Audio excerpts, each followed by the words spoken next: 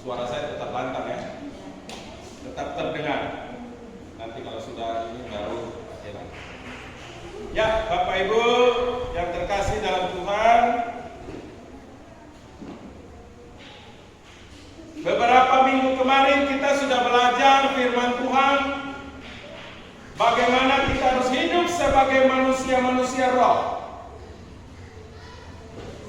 Roh kita sudah dibaharui oleh Roh Kudus. Di hari Pentakosta kita tahu bahwa Roh Kudus turun ke dunia, ya kan? Diberikan, yang dijanjikan itu diberikan pada hari itu, ya. Saya sudah jelaskan pada kita semua bahwa Roh Kudus bukan hanya mau turun saja, bukan. Itu ada hubungannya dengan Perjanjian Lama, kisah manusia jatuh dalam dosa. Ketika manusia jatuh dalam dosa, maka rohnya mati, tubuhnya tetap sama, karena tubuh ini akan kembali pada tanah, ya kan? Tetapi rohnya hancur, total hancur di hadapan Allah Bapa karena dosa. Karena kehancuran itu, maka Allah Bapa menolak manusia yang berdosa itu. Amin. Lalu bagaimana supaya roh manusia itu bisa diterima oleh Bapa di surga? Di Taman Eden roh manusia itu hidup, tetapi karena dosa, maka roh manusia itu hancur, jadi mati. Amin. Nah, bagaimana supaya bisa hidup? Maka dosa itu dulu harus dibayar lunas. Siapa yang harus membayarnya? Tuhan Yesus. Karena tidak ada manusia yang bisa membayar. Semua berdosa, semua sudah kehilangan kemuliaan Allah. Kalau kita ingat beberapa 1-2 minggu kemarin tentang topik manusia roh, saya sudah jelaskan bahwa sebagai manusia roh ada hal-hal yang harus kita matikan. Terima kasih. Oke. Kurang terlalu lepas, kurang kencang. Oh, mati lagi. Ya, tes. Sebagai manusia roh, kita tahu di dalam Galatia 5, ada yang harus dimatikan, ada yang harus dipakai. Amin. Ada yang harus kita pakai, ada yang harus kita matikan, benar-benar mati, tidak boleh hidup. Ada yang harus kita buang. Kita melihat kelanjutannya, bagaimana hidup sebagai manusia roh. Mari kita lihat Matius pasal 5 ayat 13 sampai 16. Ayat ini sudah sering kita baca, tetapi biarlah kita lebih dalam lagi. Garam dan terang dunia. Terima kasih, ini bagus. Matius pasal 5 ayat 13 sampai 16 tentang garam dan terang dunia. Saya akan bacakan dan saudara-saudaraku yang terkasih silakan memperhatikan Alkitabnya masing-masing. Kamu adalah garam dunia. Jika garam itu menjadi tawar, dengan apakah ia diasinkan? Tidak ada lagi gunanya selain dibuang dan diinjak orang. Kamu adalah terang dunia. Kota yang terletak di atas gunung tidak mungkin disembunyikan. Lagi pula orang tidak menyalakan pelita lalu meletakkannya di bawah tempayan, melainkan di atas kaki pelita, sehingga memberi terang kepada semua yang di dalam rumah itu. Demikianlah hendaknya terangmu bercahaya di depan orang, supaya mereka yang melihat perbuatanmu yang baik memuliakan Bapamu yang di surga. Amin. Bapak Ibu, ketika kita hidup dipanggil sebagai manusia roh, Roh Kudus tinggal di dalam kita, firman Tuhan tinggal di dalam diri kita. Maka apa yang menjadi tugas kita? Ayat ini menjelaskan kepada kita, Tuhan bahwa mereka harus menjadi garam dan terang dunia. Kalau misalnya ya kita makan suatu sayur gitu ya, lalu yang memasak lupa kasih garam, tidak usah di pesta. Kalau di pesta saya yakin tidak ada yang berbicara, paling bisik-bisik. Tapi kalau di rumah, misalnya mama masak sayur baru lupa kasih garam, kira-kira anak-anak bersuara atau tidak? Atau suami atau bapak bersuara atau tidak? Cek. Pasti bersuara. Ya, ketika kita makan makanan yang tidak ada garamnya, pasti ya ini bukan niat, ini normal ya. Ini bukan niat karena terapi kesehatan, ya kan? Karena ada orang yang terapi kesehatan memang makanannya adalah tidak dikasih garam, itu lain cerita. Kita berbicara tentang normalnya, ya kan? Kita berbicara normalnya sebagai manusia. Ketika kita makan masakan, lauk pauk, sayur atau apapun, bumbu semua sudah tahu, tapi kalau kurang satu ini, tetap rasanya berbeda. Tetap rasanya berbeda. Garam itu dia memberikan rasa, ya kan? Kalau kita lihat ya, Matius pasal 5 itu, dari pasal-pasal yang sebelumnya, dari ayat yang pertama itu berbicara tentang khotbah di bukit. Tuhan Yesus sedang berbicara kepada murid-muridnya, bagaimana dia menyampaikan tentang khotbah di bukit. Siapa murid-murid ini? Mereka ini orang-orang biasa, seperti saudara dan saya. Mereka dipanggil Tuhan, lalu dipilih menjadi murid Tuhan. Dulu kalau menjadi murid itu berbeda dengan sekarang. Kalau kita sekarang, kita jadi murid sekolah, guru tunggu di sekolah, kita belajar dari jam 7 atau setengah 8 sampai jam 1, jam 2 pulang. Guru juga pulang. Zaman dahulu ketika ada rabi atau guru, lalu dia memilih murid. Konsep itulah yang dipakai oleh pesantren itu sampai hari ini. Ketika dia memilih murid, maka yang menjadi murid itu dipanggil untuk hidup bersama-sama dengan sang guru. Diajar, dilatih, dia lihat apa yang gurunya lakukan, dia lihat apa yang gurunya kerjakan, dia dengar setiap hari apa yang gurunya ajarkan pada dia. Sampai tahap dia sudah lulus, baru dia pergi, dia mengajarkan lagi apa yang sudah diajarkan oleh gurunya. Nah, konsep itulah yang dipakai, itu dari Timur Tengah dipakai sampai hari ini di sekolah-sekolah yang ada pesantren. Jadi mereka konsepnya seperti itu. Maka mereka itu kalau saudara perhatikan, kenapa sama seperti pengajar mereka atau biasa dikatakan kiai atau apa begitu, mereka sangat menyanjungnya. Kenapa? Karena konsep ini. Mereka hidup bersama dengan para pengajarnya itu.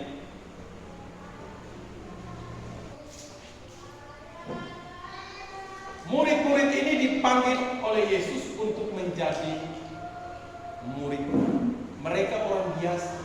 Matius itu dia adalah pemungut cukai, orang yang paling dibenci oleh bangsanya sendiri. Karena dia dari keturunan Lewi, dia jadi pemungut cukai. Petrus itu, Andreas, Yohanes, mereka bersaudara semua. Mereka hanyalah seorang nelayan. Nelayan itu orang yang tidak terpandang di tengah-tengah masyarakat, seperti gembala domba, tidak dipandang, pekerjaan rendah. Tetapi Tuhan memilih mereka untuk menjadi muridnya. Ketika Tuhan memilih mereka dan dia berkata di dalam ayat 13 itu, kamu adalah garam dunia. Saudara perhatikan baik-baik ayat ini. Tuhan tidak berkata, Tuhan tidak berkata begini, kamu harus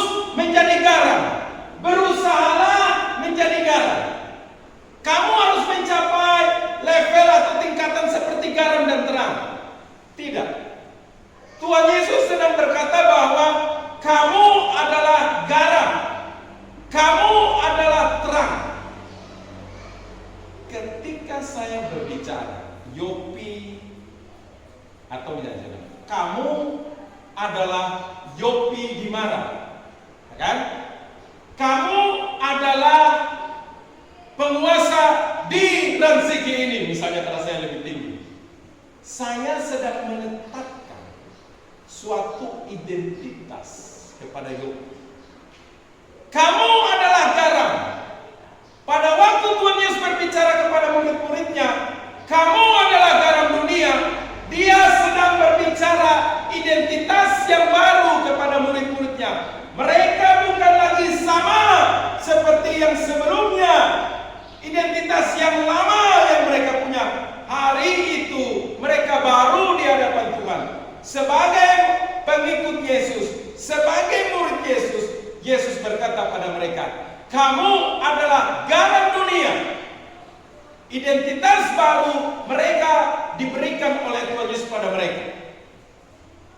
Tuhan tidak berbicara untuk mereka menyampaikan level tertentu di dalam garam, tidak. Tuhan berbicara, kamu garam. Kalau garam itu menjadi tawar, maka dengan apa diasinkan? Tidak ada gunanya lagi. Apa fungsi garam? Sekarang kalau kita lihat fungsi garam, pada waktu Tuhan Yesus berbicara garam dunia kepada murid-muridnya, apa yang dia maksudkan sebagai garam itu? Kalau kita belajar tentang garam, minimal ada 3 fungsi utama garam. Ada banyak sekarang fungsi garamnya, ya kan? Kalau kita mau buka di Google ada banyak. Tetapi pada waktu Tuhan Yesus menyampaikan garam dunia kepada murid-murid, ada 3 fungsi utama garam yang dia menyatakan kepada murid-murid. Yang pertama, garam itu berfungsi mengawetkan. Saudara tahu kan garam itu mengawetkan. Kalau tidak percaya, saudara beli ikan asin, beli dendeng, itu tetap harus ditaburi garam dulu supaya dia awet. Ikan asin, saya pernah rasa ikan asin itu di Pasuruan.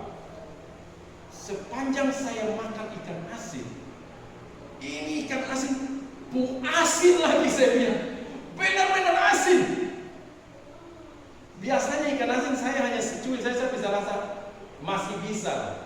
Ini saya cuci, wih, mati asin sekali. Saking asinnya sudah kayak pahit begitu. Tetapi karena asin sekali, ikan itu tidak busuk. Kenapa? Karena fungsi garam itu dia mengawetkan makanan. Apa hubungannya dengan kita sebagai murid-murid Tuhan? Pada zaman itu kan belum ada yang namanya lemari pendingin, ya kan? Nggak ada kulkas, belum ada. Jadi bagaimana cara orang mengawetkan supaya makanan jangan busuk? Dikasih garam. Kasih garam yang banyak, maka ikan, daging, makanan itu tidak akan busuk. Demikian juga kita sebagai orang percaya. Kita sebagai murid Kristus, sebagai orang yang sudah dibarui dengan firman Tuhan, Roh Kudus tinggal di dalam kita. Kita menjadi garam. Kitalah garam itu. Apa tugas kita sebagai garam? Ketika saudara ada di tengah masyarakat, ketika saudara ada di tengah-tengah keluargamu, ketika saudara ada di lingkungan kerjamu, tugas saudara dan saya seperti garam ini, yaitu mengawetkan. Mengawetkan dalam hal apa? Kita menjaga supaya keluarga kita, supaya keluarga besar kita, supaya di tempat kerja kita, supaya di lingkungan kita tidak terjadi kebusukan karena dosa. Sekarang ini banyak sekali anak-anak Tuhan mentalnya hancur, karakternya hancur, karena dia kompromi dengan dosa. Akhirnya apa? Hidupnya busuk. Busuk bukan dari luar,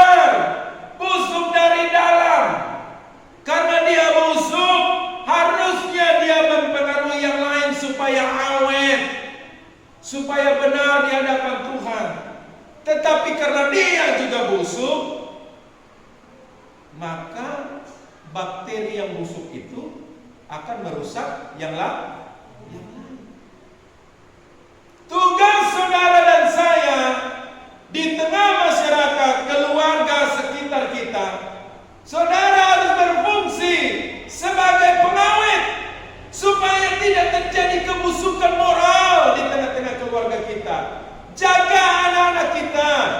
Sekarang ini banyak sekali hal-hal yang bisa mempengaruhi generasi muda. Anak-anak kita masih kecil, mereka tidak tahu menahu tentang medsos ini. Saya kasih kesaksian Bapak Ibu. Salah satu kenalan saya di Manokwari Selatan ini, saya tidak sebut namanya karena saya sebut juga saudara tahu. Tapi ini kesaksian baik sekali, supaya kita belajar bagaimana dosa itu bisa membuat generasi muda itu busuk dari dalam. Walaupun ini belum parah-parah amat. Teman saya ini punya anak masih balita, ya di atas 3 tahun, 2 lebih, sudah mau 5. Mulai belajar bicara. Sebelum dia pegang HP, aktif bicaranya lancar, lucu-lucu. Tahu kan kalau anak sudah mulai belajar bicara kan? Ngomong semua, dia niru semua yang kita ngomong. Bahkan kita tuh pingin dengar dia tuh ngomong apa. Aktif bicara, cerewetnya aktif. Ketika mulai kena HP, lalu dia mulai, ya mungkin saja sudah kecanduan. Nangis, bawa ke tempat kerja, mamanya supaya dia diam, kasih HP. Di rumah supaya dia tenang, jangan ribut-ribut, kasih HP. Sepanjang hari anak ini akhirnya mulai kena HP. Lalu dia nonton itu film anak-anak. Ini filmnya bukan pornografi, saudara. Film anak-anak yang tidak ada bicara-bicaranya. Film anak-anak hanya lucu-lucu yang diam-diam saja, tidak ada ngomong. Jadi pokoknya tidak ada interaksi komunikasi antara film-film kartun itu di film itu. Itu hanya kayak film bisunya anak-anak, tetapi lucu dan dia nonton. Saudara tahu apa yang terjadi dengan anak ini? Tiba-tiba anak ini tidak lagi aktif bicara, diam, dia hanya diam saja. Bapak mamanya sampai bingung. Apa yang terjadi akhirnya? Supaya dia terhindar dari HP, orang tuanya putuskan bawa pulang ke kampung biar dia tinggal dengan dia nenek dulu. Dia tidak nenek. Karena anaknya yang begitu aktif, gara-gara nonton HP, yang film bisu ini lucu tapi dia bisu, dia terpengaruh untuk tidak mau bicara. Dia lakukan segala sesuatu dengan diam. Saudara bayangkan, jadi orang tua apa tidak bingung? Ini anak saya kok sebanyak hari diam. Kasih makan, disuap diam. Tidak ada lagi menangis, tidak ada lagi hayu meo. Apa tidak panik sebagai orang tua? Saudara, pembusukan mulai terjadi di sekitar. Ketika Tuhan menetapkan kita sebagai garam, fungsinya mengawetkan. Di situ Tuhan masih menuntut kita supaya kita sebagai orang benar, roh yang ada di dalam diri kita lebih besar daripada roh yang ada di sekitar kita. Kita harus bisa mengawetkan orang-orang itu supaya jangan terjadi pembusukan di dalam diri mereka. Amin.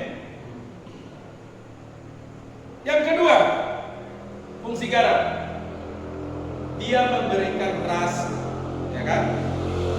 Tadi saya sudah katakan, kalau tidak ada garam di masakan kita, maka kurangin. Biar mau lada banyak juga, biar mau rica banyak juga, tapi namanya belum taruh garamnya, aduh tak enak. Beda. Begitu taruh garam, baru, nah ini baru jempolnya keluar. Tapi kalau belum ada garam, saudara tidak pakai lada, tidak pakai rica, asal ada garam, tetap enak, ya kan? Tapi kalau semua bumbu sudah ada, saudara biar mau taruh apapun, tidak ada garam, tidak ada rasa. Garam itu memberikan rasa. Artinya apa? Kehadiran kita sebagai orang Kristen harus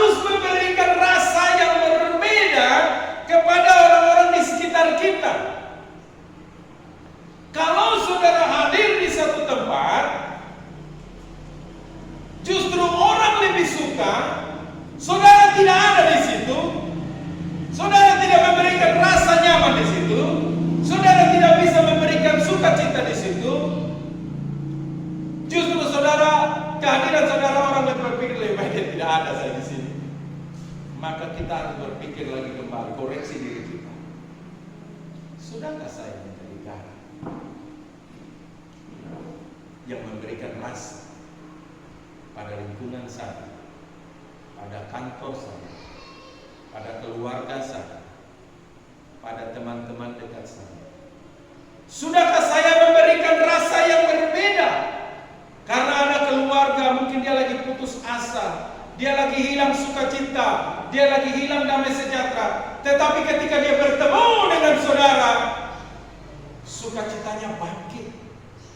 Putus asanya yang harusnya dia secari tali misalnya, dia hilang rasa putus asa itu. Kenapa? Ketika saudara datang, pengharapannya bangkit kembali.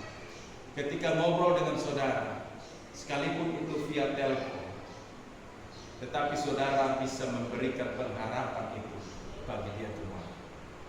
Saudara jangan berpikir bahwa saudara ke gereja setiap minggu, tetapi kalau saudara membuka celah bagi puasa gelap, sekalipun saudara beribadah ke gereja, tetapi kalau saudara membuka celah, maka iblis akan memanfaatkan celah itu. Saya bersaksi, adik saya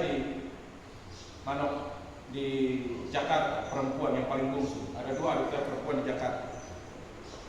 Yang bungsu ini entah dia kerja di pabrik atau bagaimana begitu. Ternyata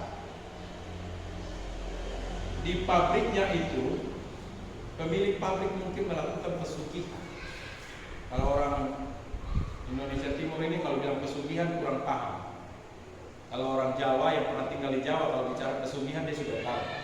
Itu seperti pelarisan, supaya usahanya itu laris manis, cepat berhasil dan cepat kaya. Adik saya dia WA, doakan saya. Saudara saya kasih tahu ya, adik saya ini dibaptis Selam. Dibaptis di mana? Gerejanya Philip Mantova, bukan main-main ini. Bahasa roh sudah, yang doakan dia sampai dia dapat bahasa roh tidak jauh-jauh. Ibu Grace Pantowi yang pergi ke Jakarta ketemu adik saya tumpang tangan dia dan dia berbahasa roh. Satu kesalahan dia buat, dia buka celah, iblis manfaatkan itu. Di tempat pabriknya itu, pemiliknya bikin pesugihan. Adik saya sudah bilang, kakak berdoa buat saya. Dalam 1 bulan kemarin 4 kali saya kerasukan setan. 4 kali dia dirasuk setan. Tidak sadarkan diri menggelepar di pabrik. Lalu dia bilang kalau dia sadar, dia seperti orang linglung, lemah, semua seperti hilang ingatan. Saya langsung telepon dia, saya bilang, kamu pasti buka celah. Dia bilang, saya baik-baik saja. Saya langsung bilang, karena kakak, jadi saya langsung bilang, kau jangan tipu saya. Orang Kristen yang hidup benar, jadi garam-garam yang benar, jadi terang-terang yang benar, tidak membuka celah bagi kuasa gelap, tidak mungkin bisa kerasukan setan. Jadi pesugihan itu pelaris, jadi harus ada tumbal Bapak Ibu. Nah tumbalnya itu supaya laris manis harus manusia. Harus manusia. Dia kerasukan sudah 4 kali dalam sebulan kemarin. Makanya dia minta saya doakan. Saya bilang saya tidak perlu berdoa buat kamu, tetapi kamu berubahlah sesuai pembaharuan budimu. Saya bilang, kamu bukan celah, makanya ada celah di dalam dirimu, sehingga iblis punya tahta, punya kaki bisa berpijak dalam kehidupanmu. Celah itu dia manfaatkan sehingga kamu bisa kerasukan. Saudara jadi garam yang benar. Fungsi saudara itu memberi rasa. Fungsi saudara itu mengawetkan supaya orang tidak busuk karena dosa. Jangan kita yang busuk. Kita beri kesempatan pada iblis. Artinya memberikan kesempatan kita manusia bisa berbuat dosa, ya kan? Maksud saya adalah yang tadi saya sudah sebutkan di awal, memberikan celah di dalam hal-hal kedagingan yang benar-benar dosa, sengaja kita mau melakukan itu, ya kan? Beda dengan dosa yang tidak disengaja. Dosa tidak disengaja itu, saya tidak bilang dosa besar, dosa kecil ya. Dosa disengaja dan memang sengaja melakukan itu berbeda. Kalau sengaja melakukan itu kayak sudah jadi rutinitas. Nonton video porno sudah jadi rutinitas. Setiap malam, setiap pagi dini hari, atau sembunyi-sembunyi di kamar mandi bawa HP. Itu berarti memang sengaja. Dosa-dosa yang sengaja seperti itu celah bagi iblis untuk masuk. Kalau tidak bertobat sungguh-sungguh, kalau tidak mengaku, itu celah. Kalau yang tidak sengaja, maksudnya kayak gini. Ada obrolan di situ, mereka lagi gosipin si A. Lalu kita datang, kita ikut nimbrung. Oh ya ampun, nah kita kan sudah ikut berdosa, ini kan gosipin orang, kan? Itu maksudnya tidak sengaja kalau kita datang. Tetapi bukan berarti kita tidak minta ampun sama Tuhan, tetap kita minta Tuhan aduh ampuni saya tadi saya ikut jelek-jelekan orang. Beda dengan dosa-dosa kedagingan yang di Galatia 5 itu. Itu memang benar-benar seperti penyembahan berhala. Tuhan tidak mau itu. Celah seperti itu tidak boleh ada di dalam diri kita. Saya tidak tahu adik saya ini dia memberikan celah yang mana sampai dia bisa kerasukan 4 kali. Tapi saya mau saksikan kepada saudara apa yang terjadi dengan adik kandung saya supaya kita sadar. Tugas kita menjadi terang itu harus benar-benar menjadi garam, harus benar-benar jadi garam. Fungsi kita mengawetkan supaya lingkungan kita tidak busuk karena dosa. Fungsi kita memberi rasa supaya kehadiran itu memberi rasa yang berbeda pada orang yang kita jumpai atau kita temui. Dia putus asa, dia bangkit kembali harapannya karena ada firman Tuhan yang keluar dari dalam dirinya. Dia hilang bahagianya atau dia ada masalah di dalam keluarganya karena dia lihat kita ngobrol dengan kita, ada firman Tuhan keluar dari dalam diri kita melalui bibir kita membangkitkan iman di dalam diri. Yang ketiga, yang pertama tadi garam tugasnya mengawet. Yang kedua memberi rasa. Yang ketiga, garam itu membuat rasa haus. Saudara kalau banyak makan suatu masakan juga yang terlalu banyak garam, saudara makan ikan asin juga kalau terlalu banyak juga, kita pasti haus. Pasti haus. Minum air banyak-banyak. Salah satu garam itu memberikan rasa haus. Saya lihat pada peternak, ya, supaya sapi di kandang itu dia meminum banyak. Ternyata peternak itu dia olesi garam di mulut sapinya. Saya lihat sendiri. Jadi, oh, buat apa Pak garam? Ada mereka dia beli garam kasar 1 kilo dia oles. Buat apa? Biar supaya dia minum banyak. Garam itu memberi rasa haus. Kehadiran saudara dan saya di tengah-tengah lingkungan harus memberikan rasa haus pada orang-orang di sekitar kita. Haus akan apa? Haus akan kasih Kristus. Haus akan apa? Haus akan kebaikan kemurahan Tuhan. Dia lihat saudara dan saya, dia jadi bertanya-tanya, kok kamu bisa begitu ya? Kok kamu bisa cepat mengampuni ya? Kok saya salah seperti ini? Kok kamu bisa dengan mudahnya mengampuni saya? Dia jadi haus karena karakter di dalam diri kita, pancaran kasih Kristus itu ada di dalam diri kita, membuat dia haus akan kasih Kristus. Amin saudara. Kita harus jadi garam. Itu identitas kita, menjadi garam. Sekarang kita lihat ayat yang situ. Kalau kita jadi garam dunia, kita sudah tahu tugas kita. Ada 3 fungsi utama: mengawetkan, memberi rasa, dan membuat orang rasa haus akan Kristus. Ada bahayanya. Lihat di ayat yang ke-13 itu. Jika garam itu menjadi apa? Tawar. Ini bahaya.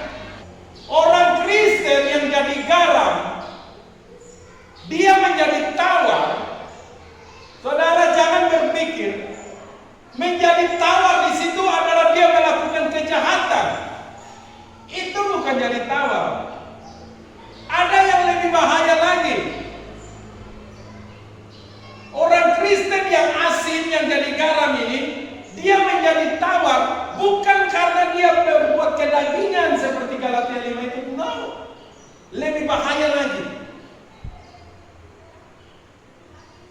yaitu dia menjadi tawar karena dia tidak berfungsi apa-apa bagi pekerjaan Tuhan, bagi kemuliaan Tuhan, bagi nama Tuhan. Ini orang Kristen yang menjadi tawar. Lebih bahaya ini dibanding dengan yang jelas-jelas bikin dosa. Kenapa? Kalau yang jelas-jelas bikin dosa kan kita tahu apa yang harus dilakukan, pelayanan apa yang harus dilakukan bagi orang ini, ya kan? Tetapi Kristen yang menjadi tawar ada di tengah-tengah kita, tetapi dia tawar, kalau saya pakai kata yang paling pas, dia apatis, tidak peduli, dia hanya memikirkan dirinya sendiri. Pokoknya segala sesuatu hanya untuk saya. Dia tidak peduli dengan pelayanan, dia tidak peduli dengan pekerjaan Tuhan, dia tidak peduli dengan orang yang lagi susah di sebelah rumahnya, dia tidak peduli dengan orang miskin yang tadi dia temui dan dia tahu bahwa orang itu belum makan sudah 3 hari. Dia tidak peduli, dia apatis. Ke gereja ya, tetapi dia tidak peduli. Orang Kristen yang menjadi tahu itu adalah orang Kristen yang tidak berguna bagi pekerjaan Tuhan. Ini lebih bahaya. Hati-hati Bapak Ibu. Karena ketika kita menjadi tahu kita tidak berguna, lalu untuk apa kita hidup? Amin.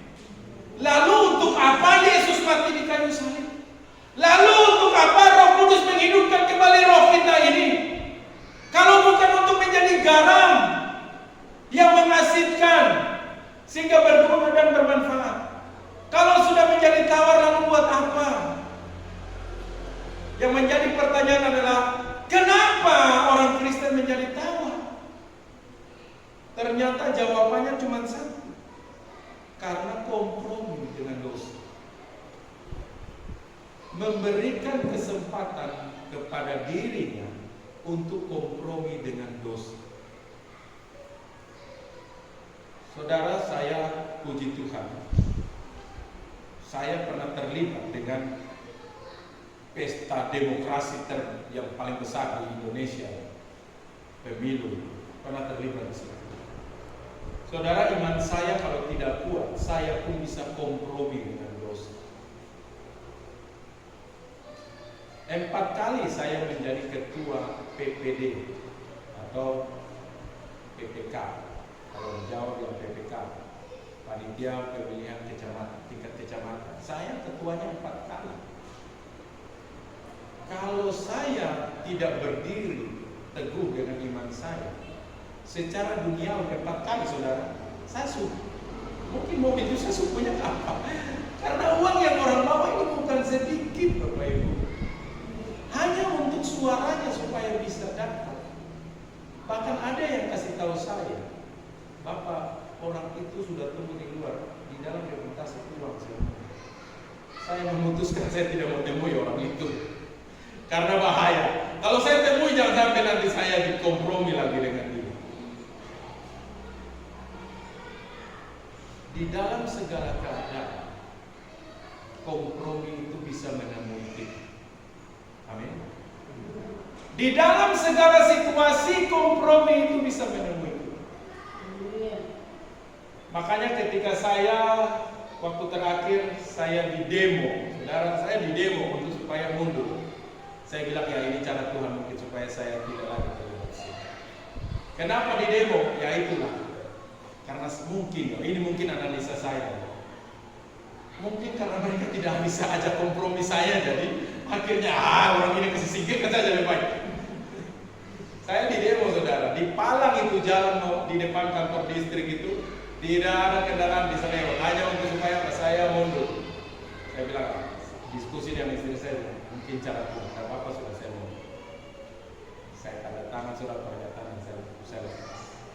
Dari situ saya bilang Tuhan, sudah ini berarti saya tidak akan menjadi lagi barang-barang yang mungkin saya tidak. Paling saya bilang, kan saya memang suka pekerjaan seperti ini, saya suka. Istri saya pernah tanya, tapi kalau kamu diajak lagi, saya jadi saksi sudah. Kalau saksi kan enak tinggal duduk-duduk saja. Yang pernah pengalaman jadi saksi kan, ya paling begitu aja, hanya lihat suara sah, tidak sah, sah, tidak sah, paling seperti itu.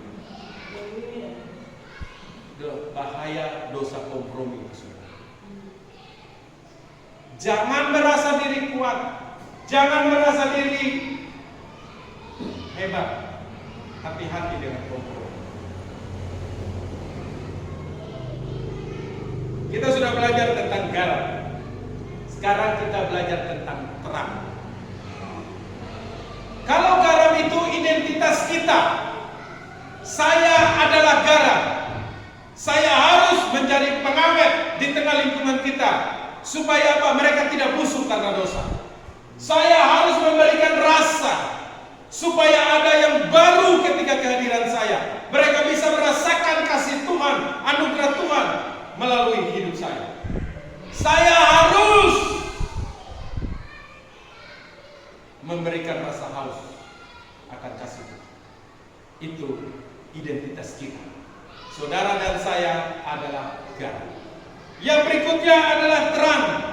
Terang itu berbicara tentang panggilan saudara dan saya. Kita harus menjadi terang. Ketika Tuhan Yesus berkata di situ bahwa kamu adalah terang dunia, kota yang terletak di atas gunung tidak mungkin disembunyikan. Tuhan Yesus pada waktu itu dia berbicara karena kota-kota di zaman dulu tidak seperti sekarang. Kalau sekarang orang cari kota tanah yang datar, pembangunannya bagus. Kalau zaman dulu tidak. Orang berusaha untuk bikin bangun kota itu di atas bukit. Karena untuk keamanan.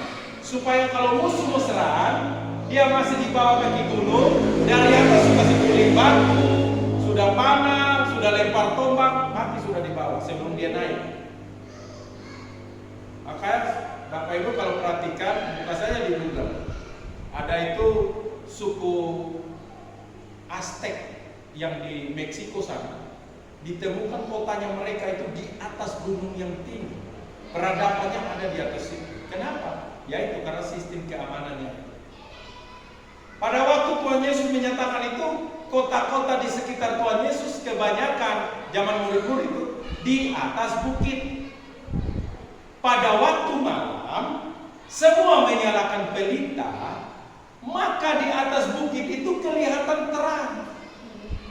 Cahayanya kelihatan, tidak mungkin disembunyikan kan? Tidak mungkin tersembunyi. Kenapa? Karena kota itu kelihatan terangnya, cahayanya kelihatan. Demikian juga saudara dan saya. Ketika Tuhan Yesus berkata, kita adalah terang, saudara dan saya adalah terang dunia, tidak mungkin bisa disembunyikan kalau terang Tuhan itu ada di dalam diri kita. Orang pasti bisa melihat. Kalau orang tidak bisa melihat terang Kristus di dalam diri kita, ternyata cuma satu, karena kita tidak dekat dengan Kristus berarti. Karena saudara berbicara terang dunia, kamu adalah terang dunia, itu bukan kita sumber terang. Kita bukan sumber terang di situ.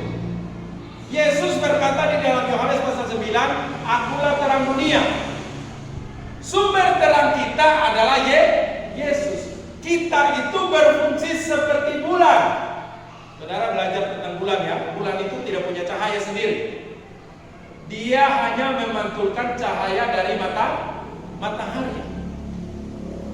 Karena dia pantulkan cahaya sinar matahari, maka kita bisa lihat bulan yang terang benderang. Kalau dia terhalang awan, cahayanya tidak kelihatan. Beda dengan matahari.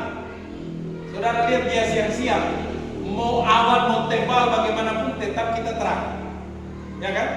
Tetap kita terang. Tapi kalau bulan, begitu ketutup awan kita sudah tidak tahu lagi bulan ada di mana. Tidak ada, tidak tahu lagi. Saudara dan saya kita berfungsi seperti bulan. Kita memancarkan terang Kristus. Ketika kita tidak lagi menjadi terang, berarti sebenarnya posisi kita sedang jauh dari Yesus atau antara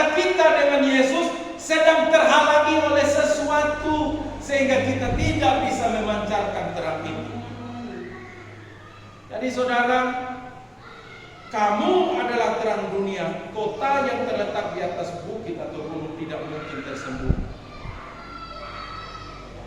Kalau saya pakai ilustrasi yang paling gampang, saya habis makan durian, misalnya ya, kita lagi kumpul, saya masuk diam-diam ke dalam, ada durian, saudara tidak tahu saya makan durian. Saya habis makan, saya cuci mulut, cuci tangan, lalu saya duduk. Kira-kira kalau ada orang tanya, Bapak makan durian ya? Bau durian. Bisa tidak saya bohong? Tidak, saya tidak makan durian. Bau durian itu tidak bisa dibohongi, saudara. Biar saudara mau cuci mulut, mau cuci muka, baunya itu nempel dari ujung kepala sampai ujung kaki. Kecuali saudara mandi ganti baju semua, itu baru tidak kecium. Tetapi kalau saudara sendawa, anginnya keluar lewat mulut, tetap bau durian keluar juga. Ya kan? Saya pernah seperti itu, makan durian diam-diam. Istri saya tidak tahu karena saya sudah mandi, tidak ada bau. Lalu pas di motor, lagi jalan, saya sendawa, keluarlah kayak gitu dari mulut saya. Anginnya kan keluar. Tapi karena di motor dia tidak dengar bunyi sendawa saya, aroma durian itu keluar karena kita jalan di angin kan tertiup ke belakang. Dia langsung bilang, kok di sini bau durian ya? Saya udah diam-diam. Nih tadi pagi saya ada makan durian. Bau durian itu tidak bisa disembunyikan, saudara. Demikian juga saudara dan saya. Ketika kita dekat dengan Kristus, tidak mungkin disembunyikan terang Kristus itu dari orang. Orang pasti lihat saudara. Orang pasti lihat kasih Kristus dalam diri saudara. Amin. Itu panggilan kita. Kita memberikan terang itu bagi kehidupan orang. Kita memberikan cahaya Kristus itu bagi kehidupan orang. Sumber terang kita adalah Kristus. Kita ini seperti bulan, memancarkan terang Kristus. Semakin kita dekat dengan Kristus, pasti cahayanya semakin terang yang kita pantulkan. Makanya anak Tuhan yang jauh dari Kristus, yang sedang melakukan dosa yang tersembunyi, yang hanya dia, Tuhan dan iblis yang tahu, dia tidak memancarkan terang Kristus. Kenapa? Karena dia sedang berusaha menjauh dari Kristus. Kalau dia semakin menjauh dari Kristus, lama-lama kehidupannya gelap. Kalau sudah gelap, jangan kaget kalau tiba-tiba kerasukan, karena memberikan celah. Dibaptis Islam tidak menjamin saudara tidak kerasukan kalau saudara buka celah. Tetapi kalau saudara itu benar, sudah pasti tidak mungkin. Makanya saya tidak pernah takut yang namanya suwangi apapun. Saya pernah berdiri, saya ceritakan, saya pernah berdiri dengan teman saya di kos-kosan di Malang. Dia orang Banyuwangi. Nah di Jawa Timur itu namanya kota Banyuwangi, itu kota suwangi. Pokoknya bilang orang Banyuwangi itu suwangi keras. Entah bagaimana kita ribut begitu. Bertekad hebat. Sudah dosa kan saya? Dosa lah. Pastilah namanya sudah saling melukai dengan mulut kan. Tetapi dia nantang saya, dia bilang, kamu tunggu ya Hel ya. Saya taruh kompor di dalam perutmu nanti. Jadi mereka itu suami-suaminya itu tiba-tiba mereka bisa kirim paku, tiba-tiba ada di dalam perut seseorang. Pergi ke dokter di ronsen, paku di dalam lambung ada paku 10 ada banyak di dalam itu. Suami di sana seperti itu. Dia bilang saya taruh kompor nanti di dalam perutmu. Tertantang iman saya, saudara tahu saya berdiri. Jangan usah kompor, saya bilang. Malam ini kau punya setan itu. Ini saya bicara dari emosi saya. Ini saya gambarkan ya. Kau punya setan yang kau bilang itu. Tidak usah kompor. Kain gorden, saya pegang satu kain gorden jendela di kamar kos. Kain gorden ini saja dia bisa goyang. Saya ikut kamu, saya bilang. Tidak usah kompor masuk dalam perut saya. Setanmu bisa masuk kamar kos saya, lalu dia goyang-goyang kain gorden saya. Saya langsung ikut agamamu, saya bilang. Itu iman saya tertantang, saudara. Kalau Yesus, saya bilang, kalau Tuhan Yesus saya tidak bisa jaga saya dari kau punya setan, saya pindah agama, saya bilang. Tuhan Yesus saya itu dia yang jaga saya. Dia Tuhan atas segala Tuhan. Entah dia kirim kompor atau tidak, tapi hari ini tidak ada kompor lagi. Untuk saya, saudara menjadi terang. Orang memang harus benar-benar bisa lihat dari sikap tingkah laku,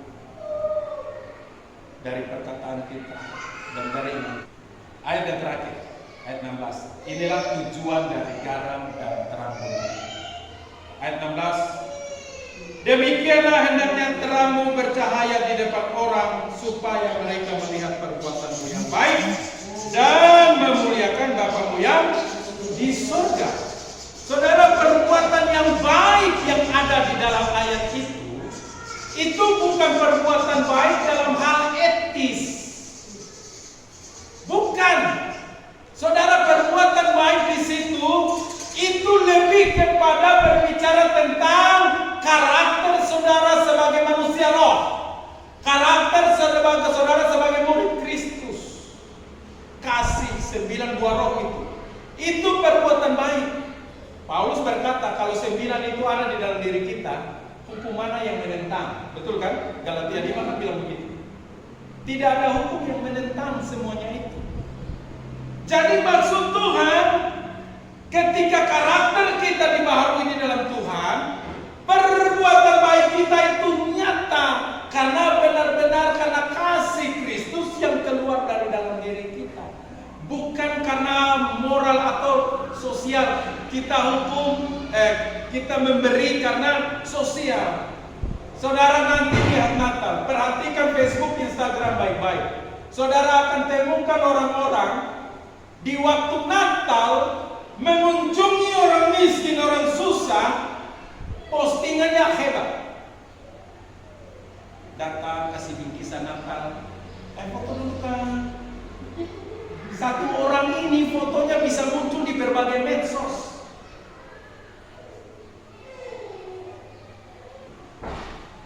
Kalau saudara memberi, gak usah posting ya, gak usah.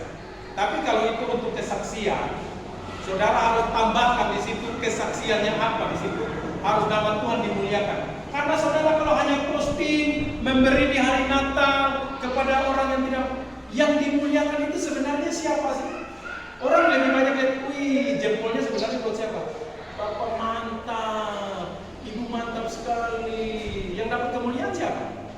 Ya yang di foto itu kita. Ya kan? Kalau mau posting boleh, tetapi harus ada uraian di bawah. Nama Tuhan harus dimuliakan di situ. Amin. Semua kita yang dipanggil menjadi terang supaya Bapa di surga dimuliakan. Amin. Tidak ada tujuan lain bagi seorang anak Tuhan selain daripada memuliakan Bapa yang di surga. Makanya tadi di atas saya sudah katakan, bahayanya anak Tuhan itu adalah ketika dia menjadi tawar. Itu bahaya. Bukan karena dia berbuat dosa atau sampai itu gampang. Kalaupun dosanya sudah terikat, panggil pendoa, dia mau didoakan, doa pelepasan selesai, terlepas. Tetapi kalau menjadi tawar, menjadi apatis, itu lebih bahaya. Amin.